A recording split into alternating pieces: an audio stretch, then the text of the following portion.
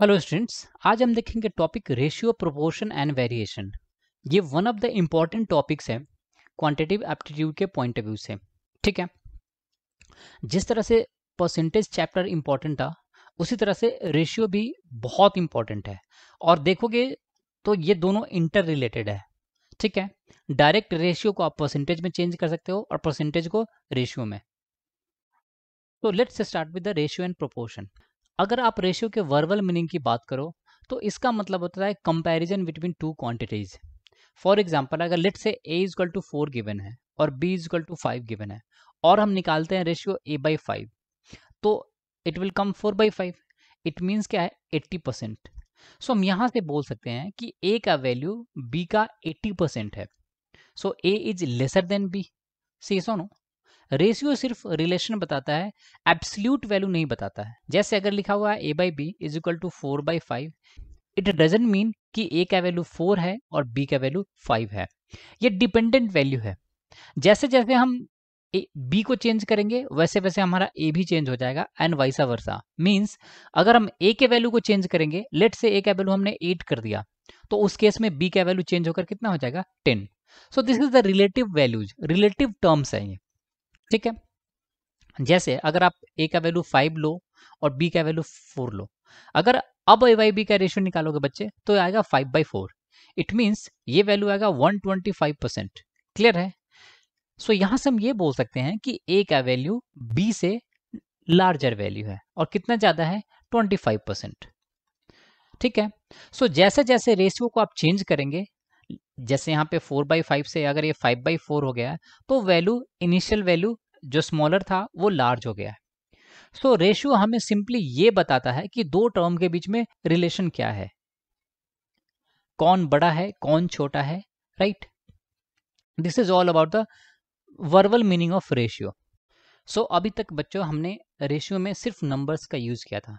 कभी कभी आपको रेशियो के क्वेश्चन में अल्जेब्रिक एक्सप्रेशन भी इन्वॉल्व हो सकता है, और उसको बोलते हैं हम होमोजीनियस क्वांटिटी, और दूसरे को बोलते हैं हेट्रोजीनियस क्वांटिटी। और इसका की पैरामीटर क्या होता है डिफाइन करने का कि कौन सा होमोजीनियस होगा और कौन सा हेट्रोजीनियस होगा, वो सिंपली होता है sum of powers. Sum of power. ठीक है, यही बताएगा आपको कि क्वांटिटी होमोजीनियस है और क्वांटिटी हेट्रोजीनियस है। यहां पे मैं दो एग्जांपल आपके सामने लेता हूं। जैसे लिखा हुआ x² plus xy² plus y³ और divided by x³ plus y³ और प्लस 3xy²। ठीक है, और दूसरा एक्सप्रेशन हम लेते हैं xy plus x² divided by y² और प्लस y। ठीक है, मैंने आपको बताया कि जो भी रेशियो जो अलजेब्रिक एक्सप्रेशन के टर्म में गिवन है, वो होमोजीनियस और हेट्रोजीनियस कब होगा वो डिसाइड करता है सम ऑफ पावर्स। ठीक है, अगर सम ऑफ पावर्स इक्वल है, अगर न्यूमरेटर और डिनोमिनेटर दोनों में सम ऑफ पावर इक्वल है, तो वो क्वांटिटी क्या कहलाएगी, होमोजीनियस। और अगर न्यूमरेटर और डिनोमिनेटर में अगर सम ऑफ पावर्स इक्वल नहीं है, ये सम ऑफ पावर्स इक्वल नहीं है, तो वो क्या कहलाएगा, हेट्रोजीनियस क्वांटिटी। क्लियर है? जैसे यहां पे अगर आप टर्म्स में देखोगे फर्स्ट टर्म में बच्चे, तो यहाँ पे पावर कितना है, x⁻² और y⁻1। तो यहाँ पे सम ऑफ पावर्स कितना मिलेगा, 3। सेकेंड टर्म को देखें तो यहाँ पे क्या है, xy², x⁻1 और y⁻2। तो ये वैल्यू कितना देगा, 3। और यहाँ पे y⁻ क्या है, 3। सो न्यूमरेटर में एवरी टर्म में सम ऑफ पावर्स कितना आ रहा है बच्चों, 3 आ रहा है। अगर डिनोमिनेटर की बात करें तो यहाँ पे पावर कितना है, 3। यहाँ पे पावर कितना है, 3। थर्ड टर्म में देखोगे तो x⁻1 और y⁻2। तो यहाँ पे इन दोनों का सम ऑफ पावर्स कितना होगा, 3। सो हम ये देख सकते हैं कि एवरी टर्म में सम ऑफ पावर्स न्यूमरेटर में भी 3 है और डिनोमिनेटर में भी 3 है। सो हम ये बोल सकते हैं कि ये हमारा रेशियो क्या है, होमोजीनियस रेशियो है। ये क्या है, होमोजीनियस रेशियो है। अब हम सेकेंड की बात करें तो यहाँ पे सम ऑफ पावर्स कितना है 1, यहाँ पे भी 1, तो फर्स्ट टर्म का सम ऑफ पावर्स कितना आएगा 2। सेकेंड टर्म्स में एक ही वेरिएबल है तो यहाँ पे सम ऑफ पावर्स सिंपली 2 जो x का पावर है। अगर डिनोमिनेटर की बात करें तो यहाँ पे y टू द पावर क्या है 2, तो यहाँ सम ऑफ पावर कितना होगा 2 और यहाँ पे y टू द पावर 1। तो न्यूमिनेटर में देखोगे बच्चे तो यहाँ पे तो एवरी टर्म में सम ऑफ पावर 2 आ रहा है, लेकिन अगर आप डिनोमिनेटर में देखोगे तो फर्स्ट टर्म में 2 है लेकिन सेकेंड टर्म में क्या है 1 है। इट मीन्स ये दोनों सेम नहीं है। सो हम इसको क्या बोलेंगे, ये हेट्रोजीनियस रेशियो है।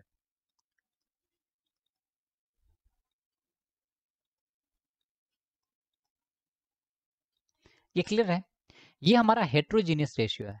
अब इसका फायदा क्या है होमोजीनियस रेशियो और हेट्रोजीनियस का, वो देख लेते हैं। होमोजीनियस और हेट्रोजीनियस रेशियो का फायदा देखो तो आप उसको ऐसे एनालाइज कर सकते हो, जैसे मान लो आपको गिवन है a by B is equal to 1/2 और आपको वैल्यू निकालना है 3a² b plus 3ab² plus bq divided by aq minus bq plus 3ab²।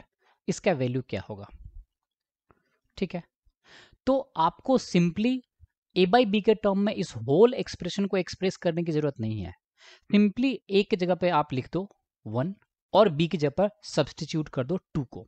तो यहां से क्या वैल्यू आएगा 3 into 1² into 2 plus 3 into 1 into क्या मिलेगा बच्चे 2² और plus 2 to the power cube और डिवाइडेड बाई क्या होगा 1 क्यूब माइनस 2 क्यूब और प्लस 3 इंटू 1 इंटू 2²। तो यहां से आपको फाइनली वैल्यू मिलेगा। सो ये वैल्यू क्या मिलेगा 3 इंटू 2 6 प्लस 4 इंटू 3 12 और ये 8 और डिवाइडेड बाई, और डिनोमिनेटर में क्या वैल्यू आएगा बच्चे 1 क्यूब माइनस 8 तो माइनस 7 और अल्टीमेटली ये टर्म क्या होगा 12, तो अल्टीमेटली आपको मिल जाएगा ये 5। सो ये आपको वैल्यू मिलेगा बच्चे 26 डिवाइडेड बाई 5। क्लियर है। देखो नॉर्मली आप क्या करते थे पहले, सिंपली आप इस एक्सप्रेशन को सॉल्व करने के लिए जो मैथमेटिकली आप सॉल्व करते 3a² b 3ab² और प्लस bq, आपको अगर ये है aq माइनस bq और प्लस 3ab², ठीक है। आप इसको सॉल्व करने के लिए क्या करते थे, लेट से आपने पूरे टर्म को bq से डिवाइड कर दिया न्यूमरेटर और डिनोमिनेटर से, तो आप क्या लिखते हैं 3 into a² b divided by bq 3ab² divided by bq और प्लस क्या लिखते थे bq बाई bq। हमने क्या करा है न्यूमरेटर और डिनोमिनेटर दोनों में bq से डिवाइड कर दिया है aq by bq minus bq by bq और प्लस लिखते बच्चों आप 3ab² डिवाइडेड बाई bq। अब थोड़ा सा आप इसको ध्यान दोगे, यहाँ पे a² और b है तो ये b से कैंसिल होगा तो ये क्यूब हट के स्क्वायर हो जाएगा, यहाँ पे b² से कैंसिल होगा तो ये नीचे क्या आ जाएगा b, और यहाँ से bq से bq कैंसिल, तो न्यूमरेटर में आपको क्या मिल जाएगा 3a² बाई b² प्लस क्या मिलेगा बच्चों 3a बाई b और प्लस मिलेगा 1, ये तो कैंसिल हो गया। नेक्स्ट टर्म क्या मिलेगा बच्चों a बाई बी का होल क्यूब और माइनस 1 और प्लस 3a बाई बी। इतना करने के बाद बच्चों आप फिर क्या करते हैं a बाई बी का वैल्यू सब्सटीट्यूट करते हैं, से सुनो। बट अगर आपको होमोजीनियस और हेट्रोजीनियस का पता है तो ये सब करने की जरूरत नहीं है, इस प्रोसेस को आप सिंपली अवॉइड कर सकते हैं। से सुनो, आपको सिंपली क्या करना है a का वैल्यू 1 सब्सटीट्यूट कर देते और b का वैल्यू 2 सब्सटीट्यूट कर देते तो आपका डायरेक्ट आंसर आया था। इससे क्या होगा आप एग्जाम में टाइम सेव कर पाते हैं। एग्जाम में टाइम सेव करना ही अपने आप में रिजल्ट से रिलेटेड है। अगर आप एक ही क्वेश्चन को सॉल्व करने में बहुत टाइम स्पेंड कर देंगे तो फिर रिजल्ट डिफिकल्ट हो जाता है। तो सुनो, सो इस तरह से आप होमोजीनियस और हेट्रोजीनियस का फायदा उठा सकते हैं। रेशियो एंड प्रोपोर्शन में नेक्स्ट पॉइंट है कंपेयरिंग ऑफ टू क्वांटिटीज या टू रेशियो बात कर लो। देखो मैंने आपको एक वीडियो बनाया था जिसमें मैंने कैसे परसेंटेज का फ्रैक्शन में कन्वर्जन और फ्रैक्शन का परसेंटेज में कन्वर्जन बताया था। जैसे एक छोटा सा एग्जांपल है, जैसे मान लो आपसे पूछ रहा है कि which one will be the greatest among the given terms. तो एक मेथड आप कैसे यूज करते थे, एलसीएम मेथड। जो भी नंबर है उसमें डिनोमिनेटर का एलसीएम ले लो और सारे टर्म्स को इक्वेट करने की कोशिश करो। आप फ्रैक्शन को कंपेयर कैसे करेंगे, या तो न्यूमरेटर को इक्वल कर लो और फिर देख लो डिनोमिनेटर में कैसे वेरी हो रहा है, या डिनोमिनेटर को इक्वल कर लो और न्यूमरेटर में क्या वेरी है वो चेंज कर लो। तो यहाँ पे एलसीएम कितना आएगा 84। तो आप टर्म्स को एक्सप्रेस करोगे तो 2/7 को क्या लिख सकते हो बच्चे, इसको आप लिखोगे 24/84। ऐसा क्यों, हमने 7 से 84 को डिवाइड करा, उसके बाद जो वैल्यू आया वो आया 12। 12 से हमने न्यूमरेटर डिनोमिनेटर दोनों में मल्टीप्लाई कर दिया। नेक्स्ट टर्म को आप क्या लिखोगे, 1/3 है तो आप इसको लिख सकते हो 28/84। नेक्स्ट टर्म आप क्या लिखोगे 70/84 और लास्ट टर्म हमारा कितना होगा 63/84।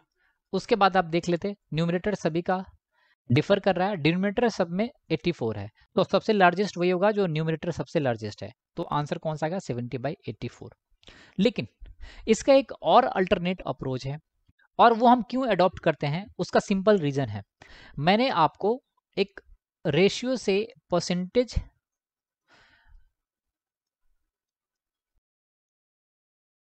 और परसेंटेज से मैंने रेशियो का कन्वर्जन बताया था, ठीक है।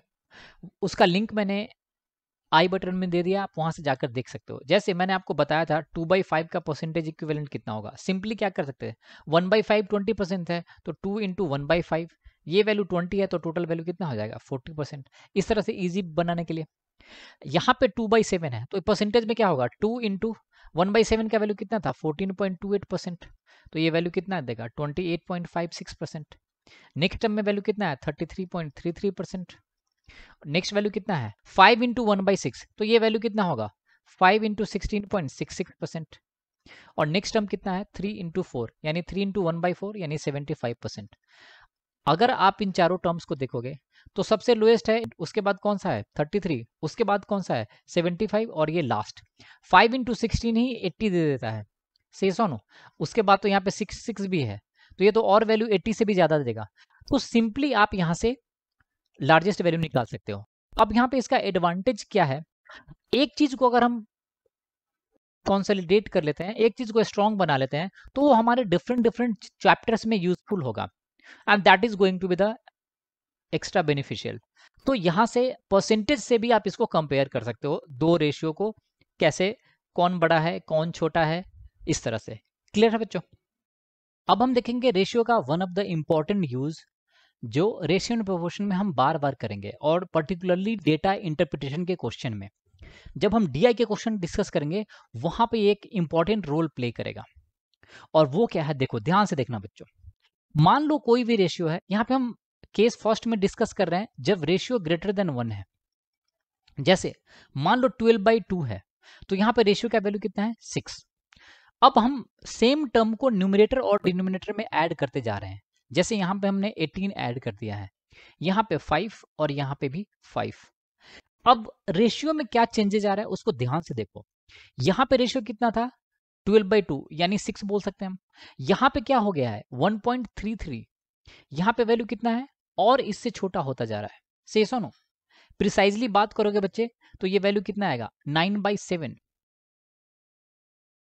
ये वैल्यू आएगा 1.28। और अगर यहाँ पे देखोगे बच्चे तो ये वैल्यू आएगा 1.25। तो यहाँ पे क्या हो रहा है उसको ध्यान से देखो। जब अगर रेशियो ग्रेटर देन 1 हो और एक पर्टिकुलर नंबर आप इसमें ऐड करते जाओ तो लेफ्ट टू राइट जाओगे बच्चे तो ये वैल्यू डिक्रीज होता जा रहा है। से सुनो, और इसी को मैंने डाउनवर्ड एरो से दिखाया है, ये क्लियर है। से सुनो, और अगर आप राइट साइड से मूवमेंट करो, एक एक चीज को देखो, यहाँ पे सेम चीज को अगर माइनस में देखोगे, राइट साइड से मूवमेंट देखोगे बच्चे जहां पे कम हो रहा है, तो यहाँ पे अगर ये वैल्यू था फ्रैक्शन 1.25 तो ये वैल्यू इंक्रीज होता जा रहा है। से सुनो, यहाँ पे वैल्यू था 1.25, यहाँ पे वैल्यू हो गया 1.28, यहाँ पे वैल्यू कितना हो गया 1.33 और यहाँ पे वैल्यू हो गया 1.5। से सुनो, सो अगर रेशियो ग्रेटर देन 1 हो और आप सेम टर्म न्यूमरेटर और डिनोमिनेटर में ऐड करते जाओगे तो वो वैल्यू क्या होता है, डिक्रीज होने लगता है। और सेम टर्म अगर आप सब्सट्रैक्ट करते जाओगे तो वो वैल्यू क्या होता है, इंक्रीज करने लगता है। अब इसका यूज कैसे करोगे वो देखते हैं। मान लो ये क्वेश्चन गिवन है आपके स्क्रीन पे कि the ratio of present age of husband and wife is 5/4, which of the following can be the possible ratio of age 20 years ago. अब देखो, इसको आप नॉर्मल मेथड से सॉल्व करोगे, that is going to be very cumbersome. Like ऐसे अगर आप मानते हो हस्बैंड का एज और वाइफ का एज का रेशियो लेते हो आप 5/4, ठीक है, फिर आप क्या करते थे 5x/4x, फिर 20 ईयर्स अगो आप एज की बात करोगे तो क्या लिखोगे 5x - 20 डिवाइडेड बाई क्या लिखोगे 4x - 20, ये सुनो। उसके बाद 1/1 इस रेशियो को कंपेयर करोगे, कौन पॉसिबल होगा। अगर आप रेशियो के कंसेप्ट को यूज करोगे तो यहां पे क्या था, रेशियो 5/4 है, से सुनो। अब दोनों में 20 ईयर्स अगो जा रहे हैं, इसका क्या मतलब है, आप टर्म्स को माइनस कर रहे हो न्यूमरेटर और डिनोमिनेटर दोनों में, तो रेशियो क्या आएगा, रेशियो इंक्रीज होकर आएगा। इस जो इनिशियल रेशियो है उससे बड़ा रेशियो आएगा।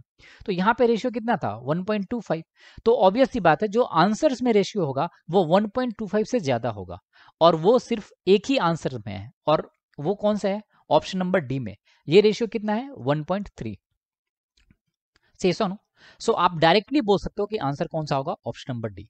आपको कुछ अज्यूम करने की जरूरत नहीं है। So this is the one of the use of the ratio change. Clear है बच्चों। अगर आप देखोगे जहां पे रेशियो लेस देन 1 हो, जब रेशियो लेस देन 1 होगा बच्चे, उसमें क्या चेंजेस आता है। लेट्स से जैसे मैंने 2/5, लेट्स से यहाँ से मैंने 2/5 से स्टार्ट करा था, तो ये कब आएगा जब हमने 1 ऐड कर दिया न्यूमरेटर डिनोमिनेटर में। यहाँ से 7 कब आएगा जब हमने +4 कर दिया दोनों में। यहाँ से 17 कब आएगा जब 10 ऐड कर दिया है।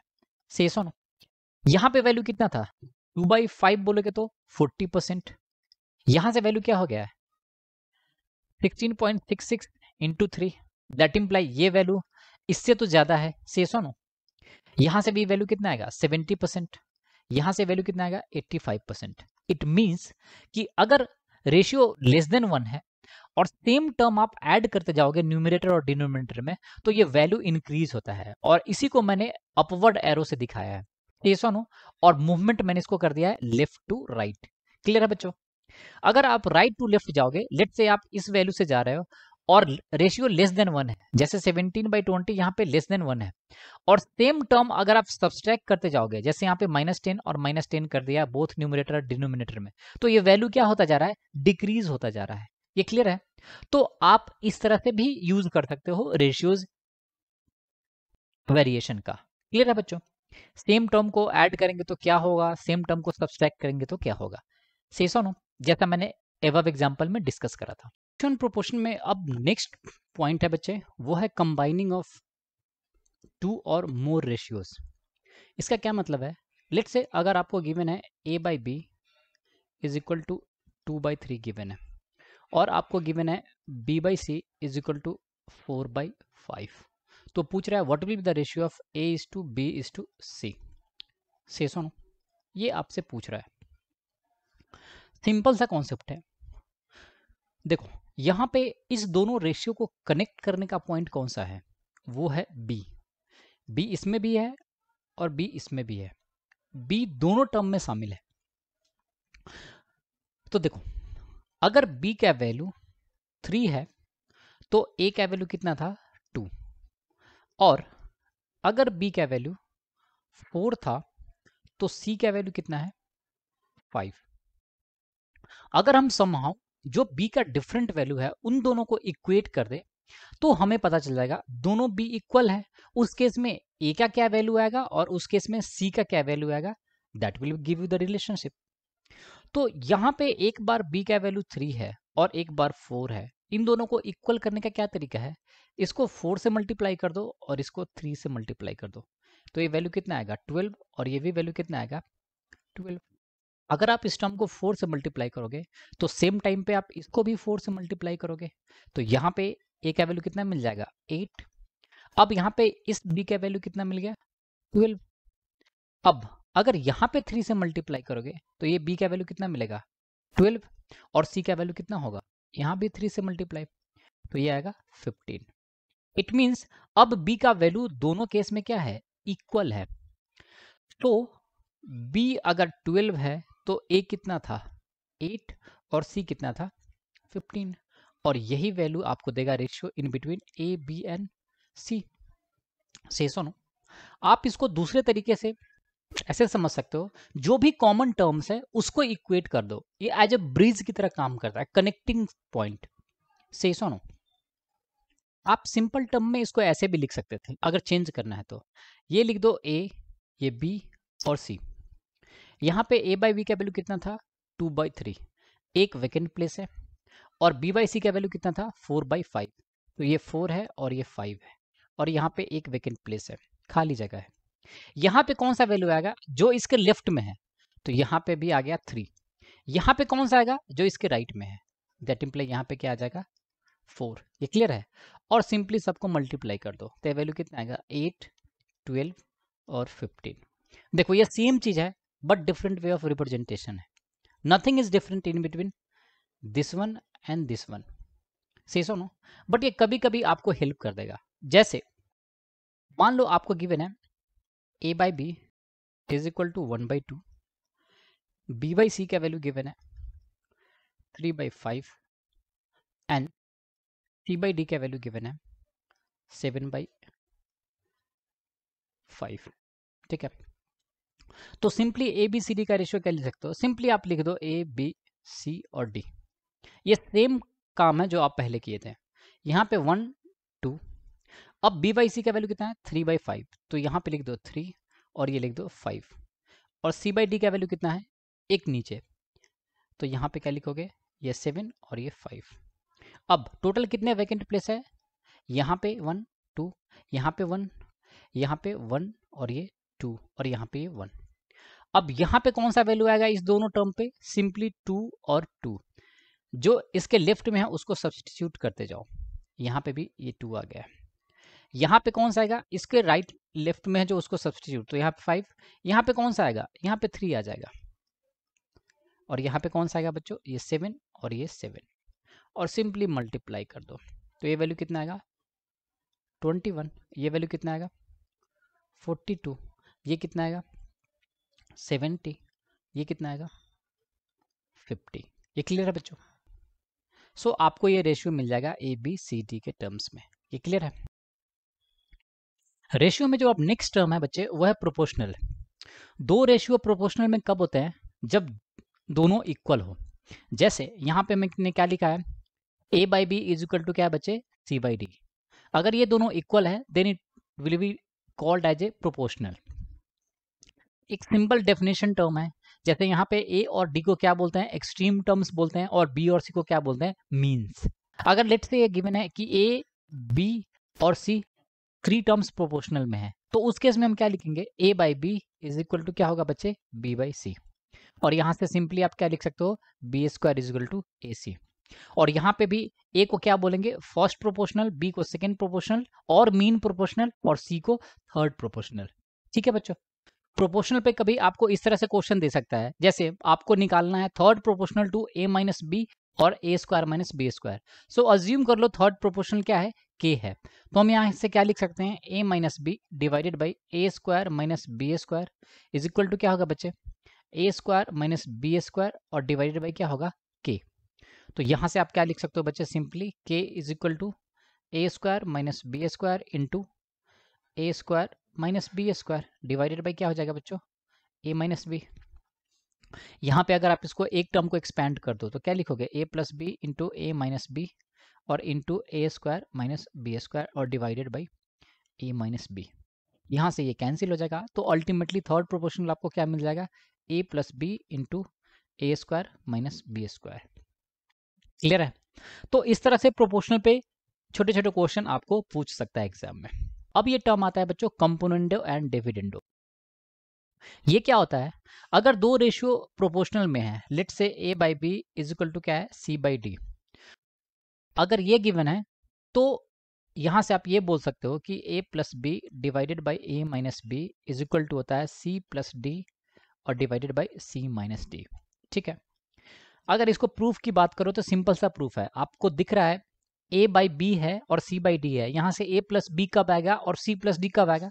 जब हम दोनों तरफ 1 ऐड कर दें। जैसे अगर हम यहाँ से स्टार्ट करें तो ये लिख सकते हैं A by B plus 1 is equal to C by D plus 1। दोनों तरफ 1 ऐड करने के बाद तो कोई चेंजेस नहीं आएगा, अल्टीमेटली ये दोनों कैंसिल हो जाएगा। यहाँ से आप क्या लिख सकते हो, a plus B divided by B is equal to क्या मिल जाएगा, c plus D divided by D. और यहाँ से बच्चों आपको क्या मिलेगा, a plus B divided by B C plus D is equal to क्या मिल जाएगा, b बाई डी। ये इक्वेशन 1 है। अगर आप सेकेंड में देखो दोबारा तो a by B is equal to क्या था, c बाई डी। अगर दोनों तरफ -1 कर दो तो यहाँ से आपको क्या मिलेगा, c बाई डी -1। अल्टीमेटली ये क्या आएगा, a minus B divided by B is equal to C minus D divided by D. यहाँ से क्या आएगा बच्चों, a minus B divided by C minus D is equal to क्या मिलेगा, b बाई डी। अब इसको मान लो क्वेश्चन नंबर 2। अगर 1 और 2 में b बाई डी का वैल्यू इक्वेट करोगे बच्चे तो आपको क्या मिल जाएगा, a plus B divided by C plus D is equal to a minus B divided by C minus D. यहाँ से थोड़ा सा रीअरेंजमेंट करोगे बच्चे तो आपको मिल जाएगा a plus B divided by a minus B is equal to C plus D और divided by C minus D. So सुनो, जो आपको डिजायर्ड रिजल्ट यहाँ पे चाहिए था। क्लियर है? अलजेब्रिक रेशियो के केस में जहाँ पे रूट्स वगैरह इन्वॉल्व हो वहाँ पे हम इसका यूज करेंगे कंपोनेंट एंड डिविडेंडो का। Last but not the list, ratio and proportion में 2 टर्म्स और बचे हुए बच्चे, वो है डायरेक्टली प्रोपोर्शनल और दूसरा इनडायरेक्टली प्रोपोर्शनल। देखो अगर 2 क्वांटिटी लेट से a और b है, इसको डायरेक्टली प्रोपोर्शनल में हम ऐसे शो करते हैं, a is directly proportional to b जब अगर आप एक टर्म को इंक्रीज करो तो दूसरा भी इंक्रीज हो। जैसे अगर मैंने b को इंक्रीज किया है तो a भी इंक्रीज होगा, और अगर b को डिक्रीज किया है तो a भी डिक्रीज होगा। This is called directly proportional. और इसको लिखते हैं a इज इक्वल टू के बी, जहां पे k क्या होता है, एनी कांस्टेंट। इसको अदर वर्ड्स में ऐसे भी बोल सकते हो, जब 2 क्वांटिटी का रेशियो एक फिक्स्ड कांस्टेंट हो then that quantity will be called in direct proportion. इसको आप ऐसे भी समझ सकते हो, लेट्स से 100 ग्राम का फुटबॉल है, 100 ग्राम का फुटबॉल है, एक छोटा बच्चा है, ठीक है, ये 5 इयर्स का बच्चा है, एक 10 इयर्स का बच्चा है, ठीक है, और एक 25 इयर्स का एडल्ट है, ठीक है। 100 ग्राम का फुटबॉल कांस्टेंट है। अगर ये बच्चा 5 इयर्स का बच्चा और किसी पर्टिकुलर फोर्स से किक लगाएगा तो फुटबॉल में एक्सीलरेशन पर्टिकुलर होगा, ये स्लो गति से भागेगा, ये स्लो स्पीड से मूव करेगा। अगर 10 इयर्स का बच्चा किक लगाएगा तो ऑब्वियस ही बात है, एज कंपेयर टू छोटा बच्चा ये तो हायर किक लगाएगा, हायर फोर्स से किक लगाएगा, तो यहाँ पे फुटबॉल तेज गति से मूव करेगा, लेट से A2 से मूव कर रहा है एक्सीलरेशन। और ऑब्वियस ही बात है, जो 25 इयर्स का एडल्ट है अगर वो किक लगाएगा तो इन दोनों के कंपैरिजन में वो क्या है, और भी ज़्यादा तेज किक लगाएगा, तो वहाँ पे लेट से एक्सीलरेशन A3 है। इट मीन्स जैसे जैसे फोर्स को आप इंक्रीज करोगे आपका एक्सीलरेशन, जो बॉडी के मूव करने की जो कैपेसिटी है वो भी क्या होगी, इंक्रीज होगी। और इन दोनों का जो कांस्टेंट वैल्यू है, अगर आप फोर्स बाय एक्सीलरेशन करोगे बच्चे, वो किसके इक्वल होगा, ऑलवेज मास के इक्वल होगा। So this is called direct proportional. ठीक है, अब मैथ में इसका क्या यूज होगा, मैथ में गिवन रहेगा 2 क्वांटिटी डायरेक्टली प्रोपोर्शनल में है। इट मीन्स अगर आप एक को इंक्रीज करोगे तो दूसरा भी इंक्रीज होगा, और दूसरे को डिक्रीज करोगे तो फर्स्ट भी डिक्रीज होगा। क्लियर है बच्चों? That's it. In the same way अगर आप इनवर्स प्रोपोर्शनल की बात करोगे तो 2 क्वांटिटी इनवर्स प्रोपोर्शनल में कब होता है, इसको हम लिखते हैं a is equal to 1/b। ठीक है, इट मीन्स अगर आप यहाँ से a इज इक्वल टू लिखो, लेट से आपने लिखा k2/b, जहाँ पे अगेन ये k2 क्या होगा, एक कांस्टेंट होगा। ठीक है बच्चों, सो यहाँ पे आप और क्या लिख सकते हो, a into B is equal to एक कांस्टेंट। जब 2 नंबर का प्रोडक्ट, 2 वेरिएबल का प्रोडक्ट अगर किसी कांस्टेंट के इक्वल है तो हम उस टर्म को बोल सकते हैं कि वो इनवर्सली रिलेटेड है। से सुनो, जैसे मान लो आपको अपने होम से स्कूल जाना है, ठीक है, होम से स्कूल जाना है। ऑब्वियस सी बात है, होम से स्कूल का जो डिस्टेंस होगा वो ऑलवेज क्या होगा बच्चे, फिक्स्ड होगा, ठीक है। अब मान लो किसी पर्टिकुलर डे आप 30 किलोमीटर पर आवर की स्पीड से जा रहे हो, तो ऑब्वियस सी बात है यहाँ पे जाने का टाइम क्या होगा आपका, एक पर्टिकुलर टाइम हो, लेट्स से T1 है। अब नेक्स्ट डे आपने स्पीड को 40 किलोमीटर पर आवर कर लिया, तो ऑब्वियस सी बात है अगर सेम डिस्टेंस ट्रैवल करना है आपको, तो यहाँ पे टाइम क्या लगेगा, कम होगा, लेट्स से उसको T2 बोल देते हो आप। सो यहाँ पे अगर आप इन दोनों का प्रोडक्ट लेते हो 30 किलोमीटर पर आवर और ये कोई टाइम T1 आ रहा है, तो इन दोनों का प्रोडक्ट किसके इक्वल होगा, ऑलवेज डिस्टेंस को बताएगा। से नो, सेकेंड केस में 40 किलोमीटर पर आवर और इंटू T2 अगर आवर्स में मल्टीप्लाई करोगे तो ये वैल्यू भी किसको देगा, डिस्टेंस के इक्वल होगा। सो यहाँ पे आप ये बोल सकते हो कि जब दो टर्म का प्रोडक्ट थर्ड किसी कांस्टेंट के इक्वल हो तो वो टर्म को हम किस में बोलते हैं, इनवर्सली प्रोपोर्शनल में। So this is all about the theory of equation, ratio and proportion. Now we will see some certain questions that is entirely based on ratio and proportion. So thanks for watching the video. Please do subscribe to the channel and share with your friends and family. Thanks once again for watching the video.